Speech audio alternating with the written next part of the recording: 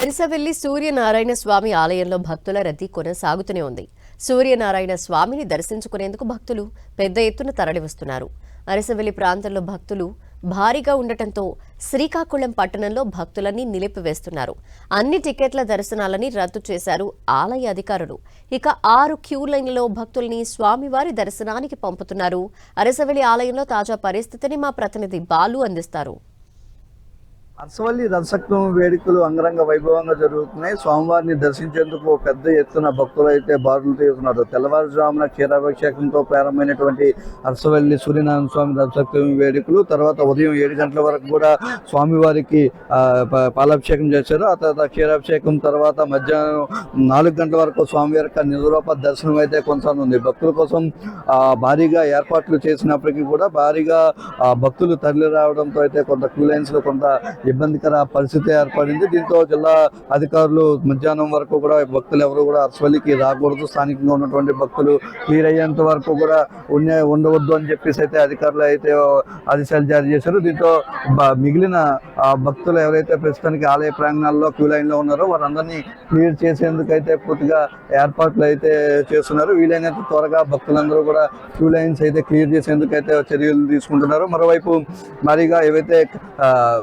మెజ్జింగ్ ఇబ్బందులు పడ్డారో అంటే ఎవరు ఏ క్యూ లైన్లోకి వెళ్ళాలా అనే దానిపై కొంత ఇబ్బందికర పరిస్థితులు ఏర్పడడంలో రకరకాల క్యూ లైన్స్ లో అందరూ దూరిపోవడం, దీంతో కొన్ని ప్రాంతాల్లో అయితే కొంత తొక్కిసలాట ఘటన వరకు జరగడంతో అటు మొత్తం అన్ని క్యూ లైన్స్ లో కూడా భక్తులందరినీ కూడా అనుమతిస్తూ ఉన్నారు. దీంతో కొంత క్రౌడ్ మధ్యాహ్నం లోపు క్రౌడ్ కొంత క్లియర్ అవుతుందని చెప్పేసి అయితే అధికారులు భావిస్తున్నారు. మరోవైపు ఏదైతే ఇప్పటికే జిల్లా వ్యాప్తంతో పాటు ఇతర జిల్లాల నుంచి కూడా పెద్ద ఎత్తున భక్తులు వస్తుండడంతో మిగిలిన వారిని కొంత 2 కిలోమీటర్ల దూరంలో 80 ఫీట్ రోడ్లోనే వారందరినీ కూడా ఉంచుతున్నారు. వారిని ఎక్కడైతే మొత్తం ఈ క్యూ లైన్స్ అన్ని క్లియర్ అయిన తర్వాత ఈ క్యూ లైన్ లోకి వారిని పంపించాలని చెప్పేసి వీటిని బాక్సుల్లో కూడా పంపించాలని చెప్పేసి అయితే అధికారులు భావిస్తున్నారు. మరోవైపు భారీ భద్రత ఏర్పాటు చేశారు. మొత్తం 20 సెక్యూరిటీ జోన్స్ ఏర్పాటు చేసుకుని ఎలాంటి ఇబ్బందులు కూడా జరగకుండా, ముఖ్యంగా తొక్కిసలాట ఘటనల నేపథ్యంలో గతంలో ఉన్నటువంటి అనుభవాల దృష్ట్యా ఎక్కడ తొక్కిసలాట ఘటన జరగకుండా అయితే పూర్తిగా చేస్తున్నారు. మరోవైపు స్వచ్ఛంద సంస్థల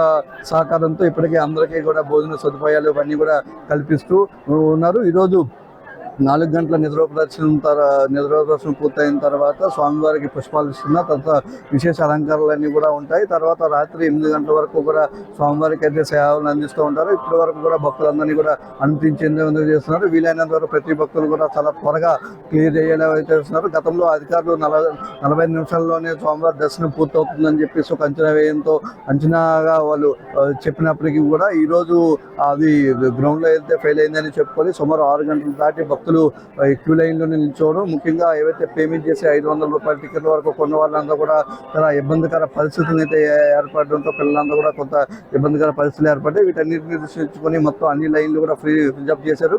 ప్రతి లైన్లో కూడా భక్తుల్ని అందరినీ అనుమతిస్తూ ఉన్నారు. వీలైనంత త్వరగా భక్తులకి దర్శనం కల్పించి స్వామివారి దర్శనాన్ని కల్పించి అయితే బయటకు పంపించే విధంగా అయితే ఏర్పాటు చేశారు. మొత్తానికి బయట నుంచి వచ్చే భక్తులకు కూడా సుమారు 2 కిలోమీటర్లు నడవాల్సి వస్తుందో వారందరూ కూడా కొంత ఇబ్బందికర పరిస్థితుల నేపథ్యంలో వారికి కూడా ప్రత్యేక బస్సులను ఇక్కడ నుంచి లోన్ షటిల్ సర్వీస్ అయితే కొంత ఏర్పాటు చేసి సహాయ సహకారాలు అయితే అందిస్తున్నారు. ఓవరాల్గా చూసుకుంటే సాయంత్రం వరకు జరగనున్నటువంటి రథసప్తమి వేడుకలు అయితే ఘనంగా జరుగుతున్నాయి. మరోవైపు భక్తులు అయితే పోటెత్తుతూనే ఉన్నారు, కొనసాగుతూనే ఉంది భక్తుల యొక్క తాకిడి అయితే. ఇది సాయంత్రం వరకు కొనసాగుతున్న నేపథ్యంలో దూర ప్రాంతాల నుంచి ఎవరైతే ఎక్కువగా భక్తులు కొంత సమయం వేచి ఉండి రావాలని చెప్పేసి అయితే అధికారులు సూచిస్తూ ఉన్నారు. కెమెరామెన్ సూర్యతో బాలు, 10 టీవీ శ్రీకాకుళం జిల్లా.